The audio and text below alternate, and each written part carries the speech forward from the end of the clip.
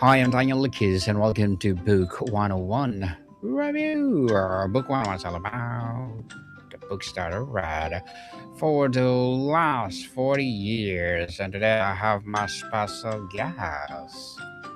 He is the author of the debut book Brain, Body, Bones, none other than Mr. Karl Sterling.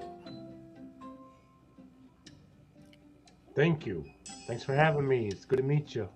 Welcome, Mr. Carl, on Book One on Review. And can you please introduce more about yourself that I miss? Sure. My name's Karl Sterling. I'm the founder of a company called Neuromotor Training based in Syracuse, New York. I have a small clinic in a small location in Nashville, Tennessee as well, and two locations in Mexico, San Luis Potosi, Mexico, Jalapa, Mexico, and also we're just entering into the largest hospital system there. Our focus is on helping people to move better, think better, live better, fall down less, and increase their health span within their lifespan. And we have a number of ways that we go about this, which is actually pretty much what my book is about, is a written document basically of what we do here at Neuromotor Training to help anyone and everyone live a longer, stronger, better quality of life. Well said, Mr. Carl. Here on Book One Review, we salute you, we celebrate you for sharing your knowledge and wisdom to us as well to the world. Thank you. Thank you for giving us the brain, body, bones. So today, let's talk about your debut book itself. You spent 35 years as a professional drummer before pivoting into neuroscience and movement training. What happened, and what's the turning point that made you down that sticks and pick up a study of the brain? Yeah, good question. I'll be as brief as possible. I started young as a professional. I was 14 as a musician. 34 years later, when I was 48, I got to a point where I was very unhealthy. I weighed close to 300 pounds or 140 kilos or something similar to that. Hmm. I'm 6 feet two, and then in inches and feet, uh, 300 pounds is way too heavy. I was obese. I Hmm. was unhealthy. I had many health problems. Got a lecture from my doctor. My doctor said if you don't get your act together and start changing your life, your diet, and your weight, you're not going to live as long as you should. And I was frightened. I was Hmm. frightened. I felt embarrassed. I knew I wasn't doing well, but I was so humiliated. So I called a trainer from the parking lot. I called a trainer. I started working out with him the next day. 1 year later, I had lost 80 pounds or 35 kilos or something like that. And I felt so good. I decided at that point, if I could feel this good, maybe because I didn't really want to be a drummer anyways, I just was good at it. I'm not great, just good. And I had a lot of work. I was working all the time and touring and whatever. But I didn't want to do that. So I decided to become a personal trainer. So I did it. 6 months. It took the year, lost the weight, felt better. Another 6 months studying for the trainer. Took the test, passed. A year later, became a master trainer, National Academy of Sports Medicine. Um, Went back to school for nutrition. One of my professors lives with Parkinson's disease. He wanted me to help him because he knew I was a trainer. I had no idea what to do, but my son happened to coincidentally being his PhD in Parkinson's, Hershey Penn State. So I knew I could call him up and say, "Hey, dude, what do I do?" Hmm. And he directed me and he helped me, and that started my neurological wellness pathway, which I do to this day. I'm known for my work around the world in Parkinson's, but I'm not limited to that. I have a bodybuilder who comes in here. She just did a competition. I worked with many bodybuilders. I work with all people who want to build muscle think better, live better, move better. Uh, I do work a lot with the aging population, 60s, 70s, 80s, 90s. People in their 90s come in here. So my transition was my own health. My journey started in college with neurological because I had a professor with Parkinson's, and I never looked back. I dove deep, dove in, and here's where I'm at right now. Mr. Carl, drumming is intensely rhythmic, physical, and cognitive. It's a practically a full brain workout. How much did those 35 years behind the kit unconsciously prepare you for work now in neuroplasticity and movement? Well, interesting you would ask that because at the time I was a drummer, I had no idea that it was good for your brain. But Mm, just 3 years ago, the Modern Drummer magazine, which is the number one drummer magazine in the world publication, they've been around almost 50 years.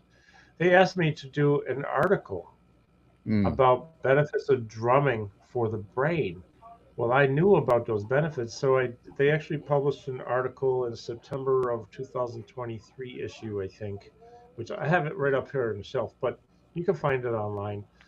And it talks about when we are drumming, there's a multi-functional experience where you have independence in the terms of four limbs with rhythms.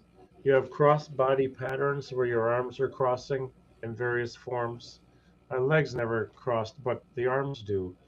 Mhm. And there are so many benefits to not only drumming for the brain, but being playing a musical instrument and how it associates with brain health, especially in the arena of neuroplasticity. Because as you're learning an instrument, as you're learning a new song, a new rhythm, a new scale, a new melody, a new harmony, whatever it is, you are exercising your brain as you do this. You are creating new neural pathways anytime you learn anything at all in any field whatsoever, whether it's music or not. But the research does point back to drumming as being one of the greatest things you can do for your brain in regards to playing a musical instrument. So I have an electric set of drums here in my clinic that we can plug in headphones and I have people play. One thing we notice, I don't mean to take up too much time here, but especially people with cognitive decline, dementia, and Alzheimer's, if they start playing drums, even if they play horribly, they still improve their cognition and memory, even if it's just a little bit. Immediate improvements generally occur. So it's very cool and it's fun. Definitely, it's a fun. So, Carl, you exactly is a neuromotor training, and how is it fundamentally different from what someone would experience at a typical gym or even a traditional physical therapy clinic? We could talk about this. Good question, first of all. One of the things we're looking at is bottom up training and top down training. A Mm, really quick explanation of bottom up is if you take your shoes and socks off and move around barefoot, despite what any podiatrist tells you anywhere in the world, any doctor or anybody says anywhere in the world, unless you have some open wound, you're going to get an infection from it. Being barefoot and stimulating the sensory and mechanoreceptors receptors on the bottom of your feet are among the very best ways to wake up your cerebellum, your brain, and your peripheral and central nervous systems. Because your connection to the ground is your feet. And the more barrier you have between your skin of your feet and the ground, the less sensory input you have. Hence, I go into talking about hookah shoes. Okay, hookah, they might want to sue me. There hmm is a time and place for really thick soles like hookahs. Um, they're not irrelevant. However, you're going to lose more and more and more. The thicker the sole, the less input to your brain through your nervous systems. Therefore, the higher your fall risk. Now, we want to wake up those dormant sensors because by the time you're age 40, half of them have gone to sleep. So we wake them up and we'll notice immediate differences in movement, in gait, walking, movement, balance, and stability when people have their shoes and socks off for even only a couple of minutes of movement. So we can stimulate this other ways through special textured surfaces.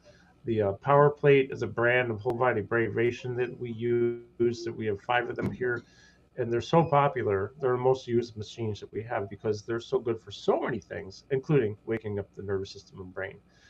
More sensory input equals greater stability output, less fall risk. Then we get to top down training. Well, top down is we want to be using our brain to do multiple things because anything we do in here has got to go out the door with you, right? If what we do here doesn't benefit you outside the door, then what's the use? So we have people do exercises where they have to think while they're moving. You can walk and try to talk. You can walk and try to turn your head and talk. You can walk and play catch with a ball or bounce a ball. And we'll stack different, let's say, exercises on top of a movement. Maybe it's stepping sideways through an agility ladder. Maybe it's stepping sideways over some hurdles. Maybe it's stepping sideways cross feet patterns over the hurdles, both directions, forwards, backwards, diagonal, or that the possibilities are infinite. But when we do that, and we have to lift our legs, and we have to step over, and we have to be careful, and we have to exercise balance, and we play catch like with a ball that has the alphabet on it, and we make a game out of when you catch the ball, the first letter you see, let's name something that starts with that letter. Maybe we pick a topic: cars, food, vegetables, travel, cities, states, sports teams, sports players, anything, right? Songs, instruments, anything. We can create a cognitive task while we're doing hand-eye coordination, while we're stepping over hurdles, or maybe we're just doing a leg extension, or we're doing a leg press, and we're doing a cognitive game, or we're walking on a treadmill, or I have one here that goes backwards, so we can walk backwards on a treadmill and do games. Um, we want to overload your brain and nervous systems so that you're pushed to a maximum so that you almost fall here, but we don't let you fall. So that when you get out there, you've developed this reflexive stability, this ability to multitask in a way so that when you get distracted, you're less likely to fall. Plus, it's just fun. We try to gamify everything we do. And that's just the movement part. That's just some of the cognition and all that. You know, we've got muscle mass to talk about, we got bone density and brain health, and how all these things are tied into each other. That's a really short, long winded, short description of neuromotor training, though. Well said, Mr. Carl. And you build clinics across the US and now Mexico. Walk me into one of your spaces. What does sessions look like, sound like, feel like, and what's happening neurologically that client might not even be aware of? Oh, gee, that's a good question. A lot of times they're going to experience cognitive fatigue because we're making them think so much while they move that um, their brain gets tired. But that's so good for us because the chemicals, neurochemicals produced when you're cognitively fatigued are among the best for longevity of your brain cells. In addition to any type of resistance training, strength training is and cardiovascular is also going to elicit the production of neurochemicals produced by the brain, circulate in the brain to help the brain with cellular longevity, cellular structure, cellular functionality, mitochondrial health, and the list goes on and on and on. So when you walk into the clinics, they all look a little different, but they do have commonalities of different games, including laser systems we use, um, charts we use. These good gigantic charts for hand-eye coordination and all kinds of devices to gamify. The more we gamify, the more engaging it is, and the more people have fun and return for more fun. Return for more fun, definitely. So, Mr. Carl, to wrap up discussion for today, you host the Carl Sterling podcast and have written multiple books. So sorry, I said W book. My apologies. So, what's the question about brain health or aging that you will still don't have satisfying answer to things you're still exploring? Well, let me try to be as brief as possible in the time we have left. Brain, Body, Bones was a title I chose because I like how it sounds, but also when we think about it, our brain and our nervous systems are connected. They work Mm, together. They are one entity. Okay, our nervous system connects into our muscles. Our muscles connect into our bones. Okay, muscles are part of the body. The bones are too, but they're also a little bit separate. When you lose muscle mass as you age, because we all do, well, you don't have to lose it. You can choose to build and maintain. It does take more effort as you get older. I would know. I'm 65.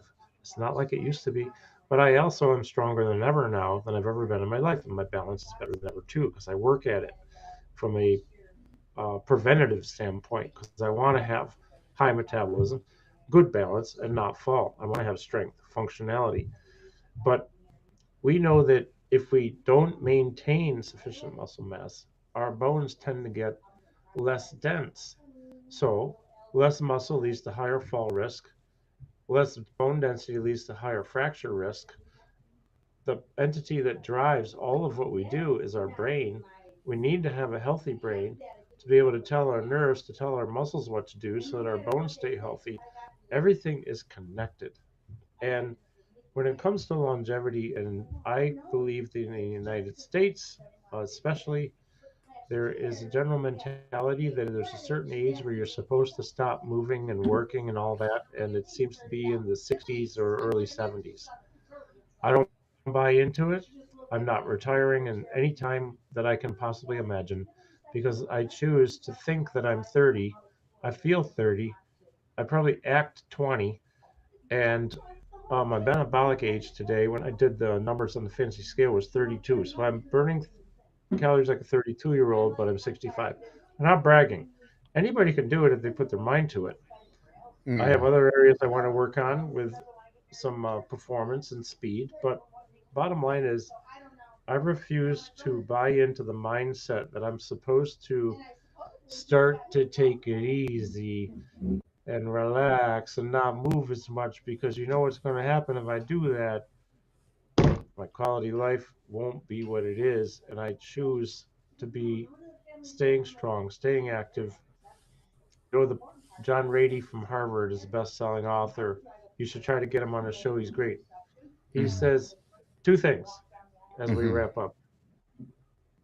The part of the brain, the part of the body that benefits most from any type of exercise at all is the mm, brain.